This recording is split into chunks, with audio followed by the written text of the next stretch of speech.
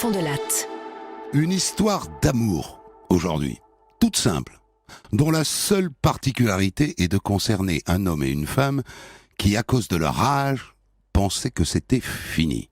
Suzy, 60 ans, et Georges, 74 ans. Ils étaient veufs tous les deux, ils avaient tiré un trait sur leur vie amoureuse. Et puis Internet les a fait se rencontrer, et ça donne un très joli livre signé Suzy Morgenstern et Georges Rosenfeld chez Bayard, Fleurs tardives au pluriel. Tout ce que je vais vous raconter vient tout droit de ce livre. Je le précise parce que vous risquez d'être un peu surpris par mon récit. La réalisation est signée Céline Lebras. Europe 1, Christophe Fond de Latte. Au tout début de cette histoire, Suzy et Georges ne se connaissent pas encore. Ils sont veufs et malheureux, mais chacun dans leur coin.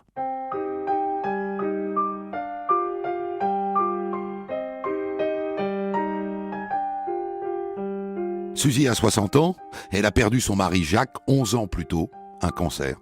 Et elle en est au stade où elle se dit « Ma vie n'est pas finie, mais ma vie amoureuse, oui. Tant pis, j'ai un travail, j'ai des enfants, je viens d'avoir une petite fille, j'ai de quoi remplir ma vie. » Mais il y a un signe qui ne trompe pas. Elle arrête de cuisiner, et pourtant elle adorait cuisiner. Mais pour quelqu'un. Elle s'achète des plats surgelés. Quelle horreur!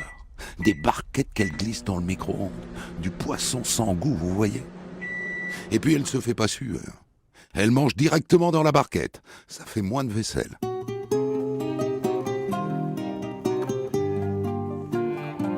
Georges, lui, a 74 ans. Il a perdu sa femme, Heidi, d'un cancer, là aussi.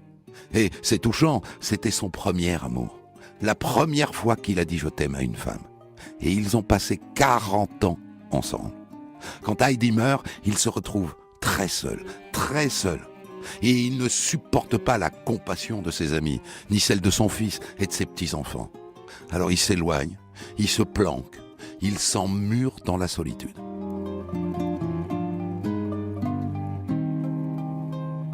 Et puis un jour, il reçoit un mail. Un site de rencontre lui offre un mois gratuit. Il se dit, ça n'engage à rien. Ça ne débouchera sans doute sur rien, mais ça peut être amusant. Et donc, il s'abonne.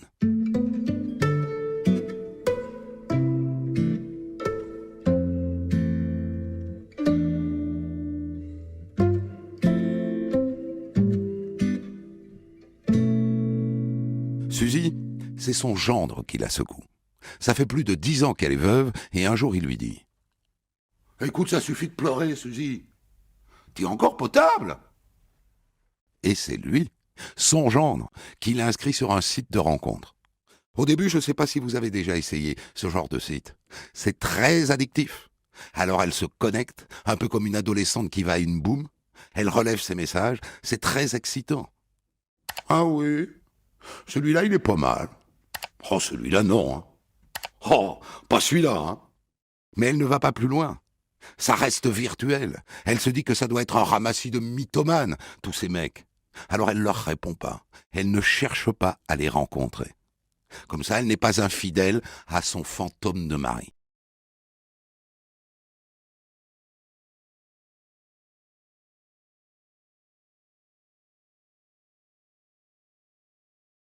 Et puis un jour, elle tombe sur Georges. Elle lui envoie un message. Et pourtant, sur la photo de son profil, c'est pas le prince charmant. Et il répond. Sujet, verbe, complément. Très simple. Reposant par rapport aux autres qui en font des caisses. Et elle se met à lui poser des questions. Taille 1,88 m. Très bien. Je ne veux pas d'un plus petit que moi. Fumeur? Non. Bien. Je ne supporte pas la fumée. Juif? Oui. Circoncis? Là, à l'autre bout, Georges tique un peu. Il est juif, mais il a grandi hors de toute culture juive. Alors il répond « Vérifie toi-même. » Oh, ça devient chaud. Autour de Georges maintenant de poser des questions. D'abord physique. Je suis grosse. J'ai des grands pieds. Et je suis pas top modèle. Hein.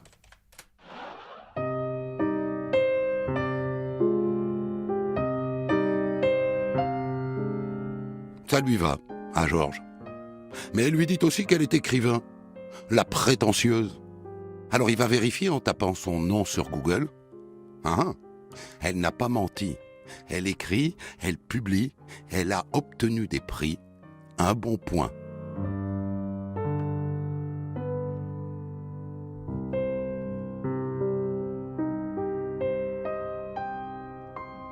Ils viennent de se donner rendez-vous à Paris, sur le quai de la gare de Lyon.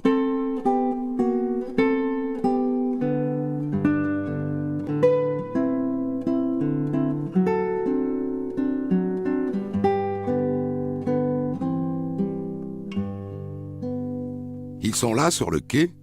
Georges arrive de Suisse et Suzy habite à Nice, mais elle est à Paris depuis quelques jours. Important, ils ne se sont jamais échangés de photos. Oui, je sais, des jeunes l'auraient fait, mais pas eux. Vont-ils se reconnaître? Eh bien oui. Georges arrive au bout du quai avec sa petite valise. Il la voit tout en rose, il la reconnaît tout de suite. Et elle? Je vois un grand dégingandé, là, courbé avec un imperméable digne d'un espion de la guerre froide. Un homme sans une minute de moins que l'âge annoncé. Oh, les oreilles!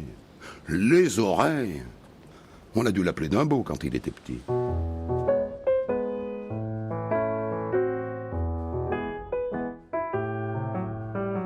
Et là arrive un moment assez délicieux. Georges n'a pas de point de chute à Paris, alors que Suzy sait où dormir puisqu'elle dort chez sa fille. Alors il lui a demandé de lui trouver un petit hôtel, et elle lui a réservé le Novotel à côté de la gare.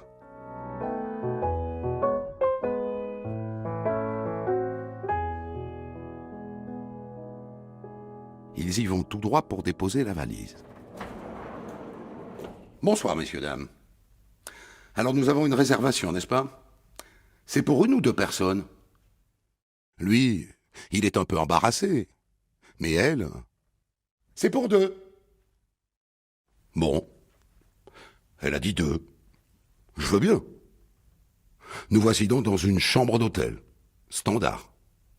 Moi, confus, je me tiens au milieu. Que faire? Que dire? Je ne sais pas. Et elle, pendant ce temps-là? J'ai répondu à sa place qu'il voulait une chambre double. Mais c'était pour qu'il ait plus d'espace. Je pensais faire un brin de conversation et puis reprendre le métro. Vous y croyez? Pas moi. Là-dessus, la fille appelle. Maman? Maman, tu rentres à la maison. Tu rentres à la maison tout de suite. Aie confiance, ma chérie. Allez, je t'embrasse. Georges, on pourrait demander de nous faire monter une bouteille de rouge, qu'est-ce que t'en penses? J'ai pas trop envie de ressortir. Room service. C'est lui qui retire le bouchon et qui remplit les verres.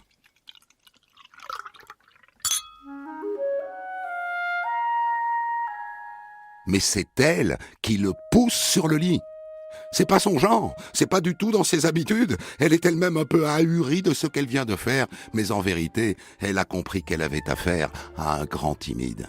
Et avec le recul, elle se dit que c'est la meilleure démarche qu'elle n'ait jamais entreprise de sa vie. Et lui, il n'en revient pas. Il n'est pas très beau, plus très jeune, il se considère comme vieux. Et là, il a cette femme sur lui. Waouh!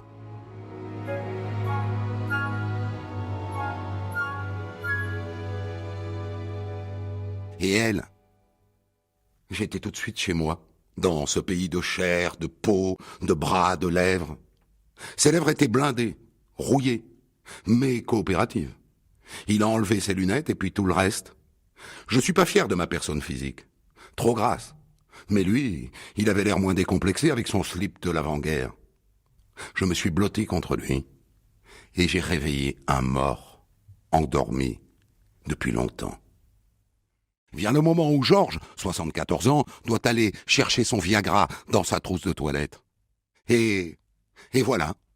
Et après, ils s'endorment scotchés l'un à l'autre dans une symphonie de ronflements.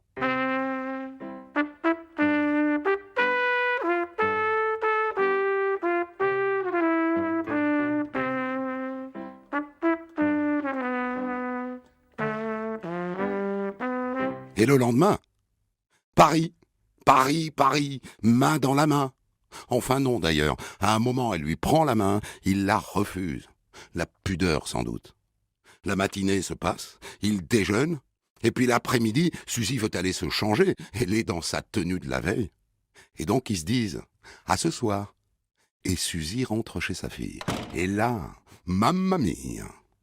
Non mais maman, t'es devenue cinglée. Tu découches. On dirait une ado. Mais t'as pas 15 ans, maman, enfin t'es folle. Et ses petits-enfants qui lui font la gueule. Et elle, bye bye. Elle va rejoindre son amoureux pour une nuit de plus.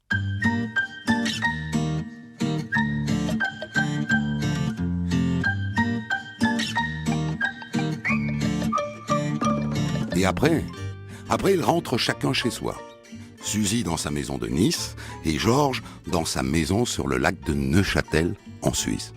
Et c'est rigolo, parce que chacun dans leur coin, ils font le même constat. C'est le bordel chez eux. Il faut qu'ils rangent. Et oui, la même mécanique a joué dans les deux cas. Veuf, les enfants partis, Suzy a accumulé en tas, et Georges a arrêté de remonter les pendules, entre autres.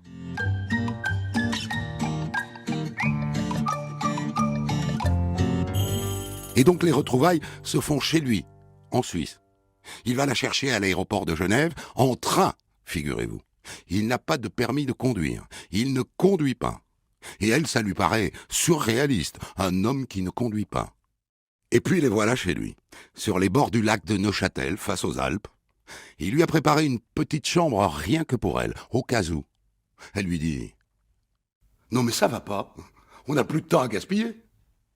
À un moment donné, le fils de Georges, un géant, passe une tête. Il a peur, Georges. Qu'est-ce qu'il va penser en découvrant que son père s'est amouraché d'une parfaite inconnue, qui prend une partie du cœur jusque-là uniquement réservée à sa mère? Mais ça se passe bien. Et d'ailleurs, tout le séjour se passe bien. C'est bien parti, leur affaire. Et la prochaine fois, c'est chez elle, à Nice.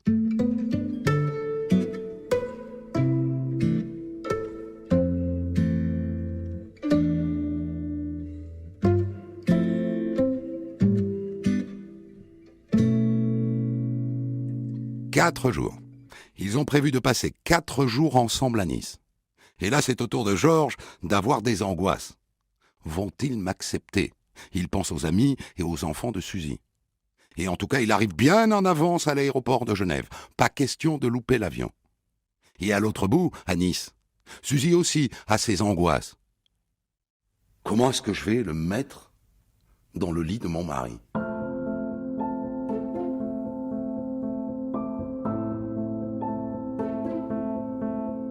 Eh oui, parce que ce lit, elle se souvient très bien du jour où il a été fabriqué, par un ébéniste, il y a bien longtemps, suffisamment haut pour qu'elle et son mari puissent voir la mer depuis leur plumard. Comment inviter un étranger dans ce lit ?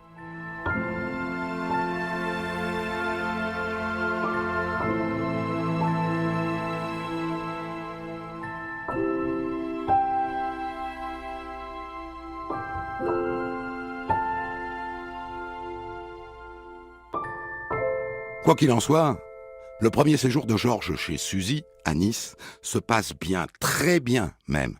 Il mange chez l'une des filles de Suzy, ça va, elle est bienveillante. Ils marchent le long de la mer, ils vont manger une soca, ils vont pique-niquer au soleil. Et l'endroit, la maison sur les hauteurs, plaît à Georges. À ce détail près que les toilettes sont un peu loin et qu'il lui faut une lampe de poche pour y aller la nuit.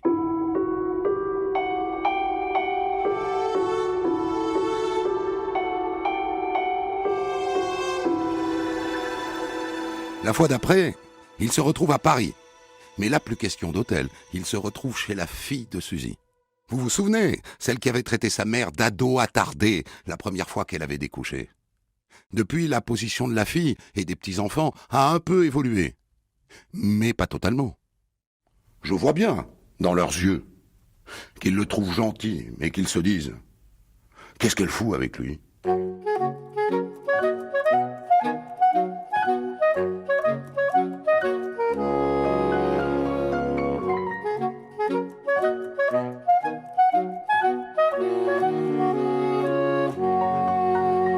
fois suivante, c'est à nouveau chez lui, en Suisse. 2 semaines. Suzy va chez le coiffeur se refaire une couleur. Elle passe aussi chez l'esthéticienne se faire épiler. Et elle prend l'avion pour Genève. Et lui, pendant ce temps-là, il se pose ses éternelles questions. Est-ce que la maison est assez rangée, hein? Est-ce que c'est assez confortable pour elle? Comment je vais la nourrir? La voilà arrivée. Et dans le train qui les emmène tous les deux chez lui, elle se dit « Tiens, je commence à ne plus voir ses oreilles. » Pendant ce séjour, ils font Shabbat tous les deux. Je vous l'ai dit, ils sont juifs tous les deux. Ça compte beaucoup. Ils vont aussi passer une journée dans un camp naturiste, à poil. Et quand vient le moment de se quitter, j'aime sa cuisine. J'aime sa douceur, son affection. J'aime sa sérénité qui déteint sur moi. Peut-être bien que je l'aime aussi. Mais elle reconnaît qu'elle aime aussi son absence. Et là, ça se passe par téléphone. Cas un, cas. Un jour, il part en voyage sans elle. Il n'appelle pas de la semaine. Le téléphone portable n'est pas une annexe de sa main. Ah ça non. Il n'a pas le réflexe de m'écrire 17 fois par jour. Et il n'entend pas toujours la sonnerie quand je l'appelle. Mais quand il répond pas, je l'imagine étalé par terre, gisant, en danger. Il leur arrive même de parler mariage. Mais ils ne sont pas riches, et chacun perdrait la pension de réversion de son défunt. Alors le mariage, ils ont trouvé la recette. Ne pas vivre tout le temps ensemble. Vivre une histoire en dehors de la vraie vie. La vie des factures, des corvées, de l'entretien d'une maison. Profiter de chaque minute qu'ils passent ensemble, c'est tout. Aller à l'hôtel, par exemple, dans de beaux hôtels. Et pour Georges, apprendre à supporter qu'elle vienne picorer avec sa fourchette dans son assiette. Chez lui, ça ne se faisait pas. Il faut apprendre à faire des concessions. Par exemple, quand ils sont chez Georges, après son bain, il vide la baignoire et il la rince. Alors que quand ils sont chez Suzy, ils se lavent dans la même eau qu'elle. Odorante, moussante, chaude.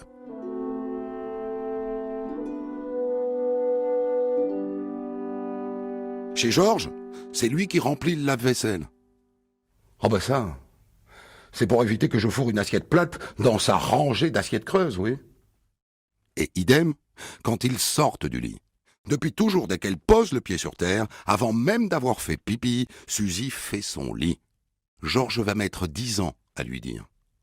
Tu sais, moi, je préfère qu'on aère la chambre avant de refaire le lit. Ah, les petites manies de l'un et de l'autre.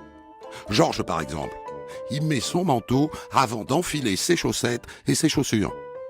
Et la nuit, il se lève au moins 3 fois, et après, il se rendort. Mais pas elle, elle l'a prévenu au tout début. Georges, si tu tombes malade, désolé mais c'est au revoir, et bonne chance. Je pourrais pas supporter une autre maladie comme l'agonie de mon mari. Je t'aurais prévenu, je pourrais pas. Et bien entendu, elle ne va pas faire ce qu'elle a dit.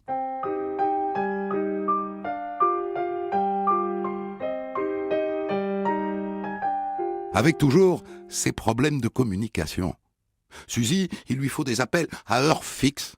Il faut qu'il lui envoie des messages quand il va au cinéma, par exemple. Et lui, il oublie. Dis donc, est-ce que ça serait pas trop te demander d'écrire une ligne « Je vais au cinéma » ?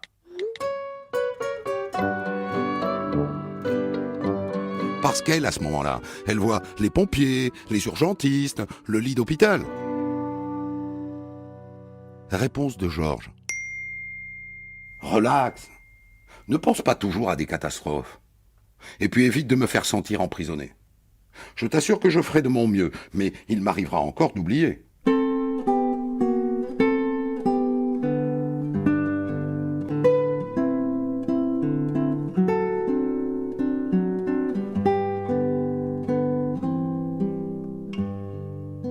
À un moment, agacée, elle lui fait une drôle de proposition. Ne pas s'appeler pendant 1 semaine. Réponse de Georges.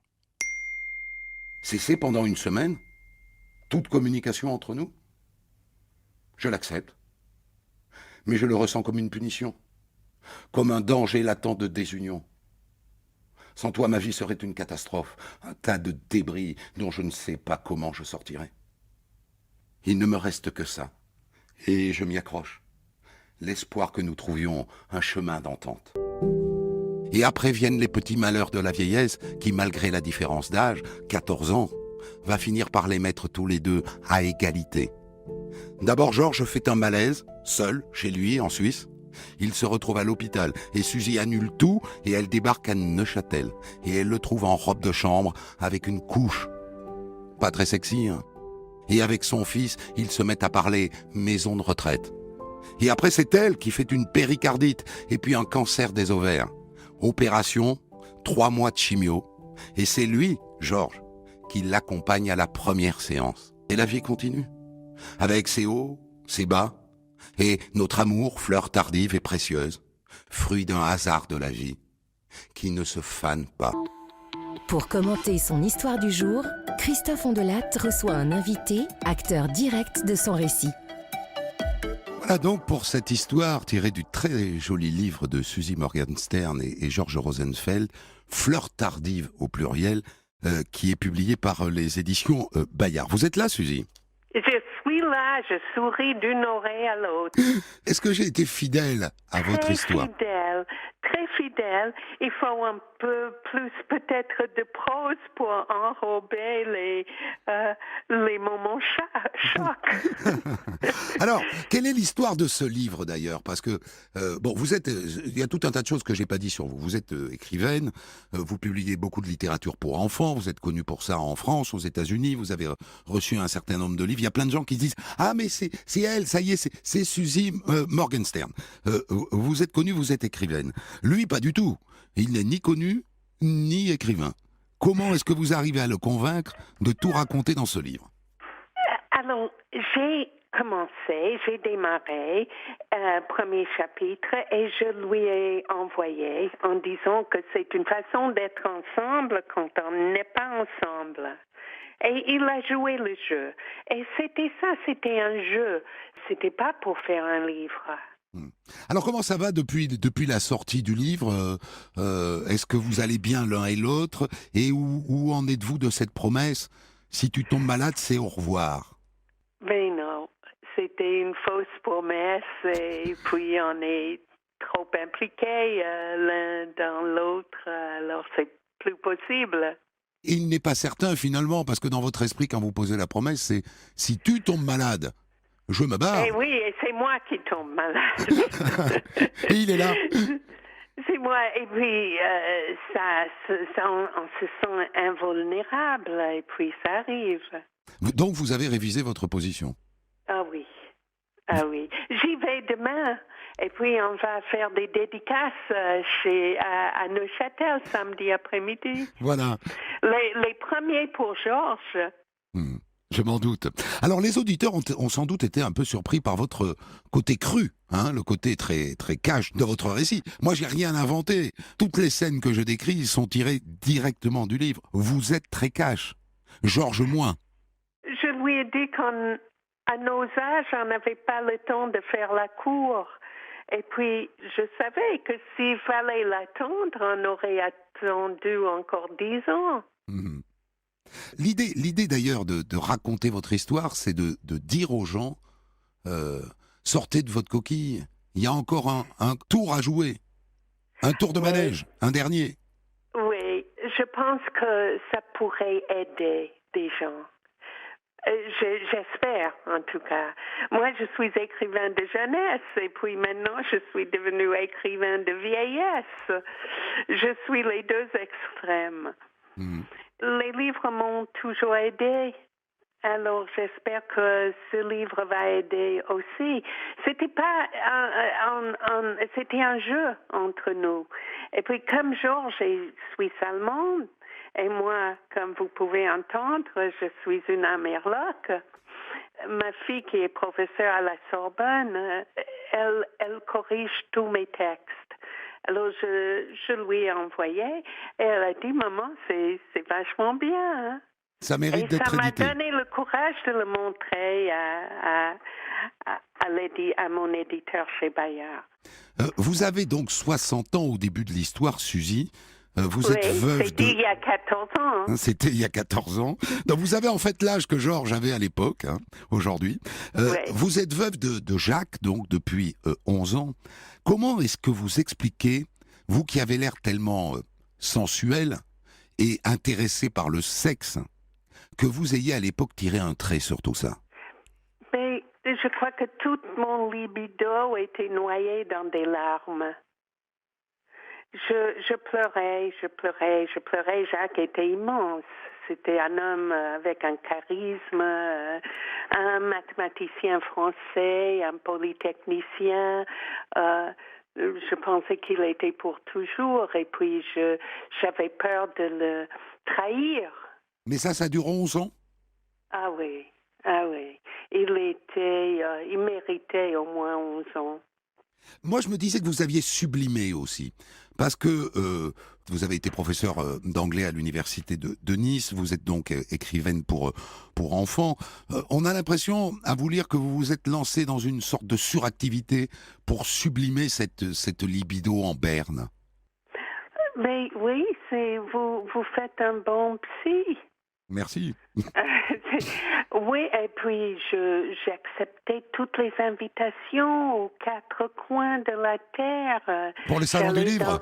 Dans des lycées français, dans les instituts français. J'étais comme une nymphomane des écoles. Ouais. Vous acceptiez une invitation par week-end, quoi, en gros, pour résumer? Par semaine? Par semaine, oui, pour aller très loin, en Chine, au Vietnam, en Californie. Vous remplissiez le vide, quoi. Oui. Et ce que j'ai fait pour de vrai, c'est de multiplier les retours à la maison, qui étaient très pénibles. Et Georges, alors, est-ce que lui, il a sublimé d'une manière ou d'une autre? Je crois qu'il était plus pratique. Il s'est dit qu'il veut encore vivre. Et il est allé à ce camp naturaliste où il s'est fait beaucoup d'amis. Ah bah parce que quand vous allez à ce camp naturaliste à deux, lui, il a ses habitudes là-bas. Oui. Et moi, c'était très dur pour moi. Un naturaliste, c'est... Je peux pousser un homme au lit, mais me montrer nu devant un vaste public, non.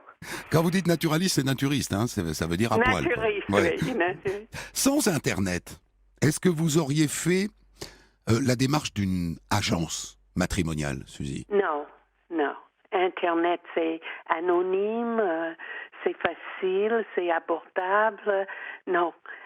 Et puis, il n'y a pas de moyens à mon âge. Je ne vais pas dans les bars. Je saurais pas comment rencontrer un homme. Et puis, il n'y a pas d'hommes. J'étais prof, il n'y a que des profs, des maîtresses, des bibliothécaires, des éditrices. Je ne traversais pas l'ombre d'un homme. Vous croisiez des hommes dans la rue, un clin d'œil, un café, bonjour madame, bonjour monsieur. Impossible. Jamais. Et même dans les avions, oui, c'était plein d'hommes d'affaires, mais non, j'ai même pas pensé à leur parler. Mmh. Qu'apporte Internet alors là-dedans? Parce que vous avez failli tomber dans le piège dans lequel tombent plein de gens, qui consiste à rester dans le virtuel, c'est-à-dire je me connecte, je drague, je rencontre des gens par Internet, mais on se voit jamais. Oui, mais c'est grâce à Georges. Je lui ai dit que j'étais à Paris, il a dit que j'arrive par le prochain train. Oui. Alors je me suis dit, quel homme décisif. Alors moi, il y a un truc qui m'a bien intéressé dans votre rencontre. D'abord, vous échangez pas de photos. Alors ça, pour l'époque actuelle, ça paraît surréaliste. Vous ne vous êtes pas envoyé de photos l'un de l'autre avant de vous rencontrer. Mais non, parce que moi, j'ai pas mis de photos sur le site web parce que on me reconnaît un peu. Oui. C'est assez anonyme, la littérature de jeunesse, mais quand même. Ah oui, quand on tape votre nom sur Internet, il y a votre photo partout, oui.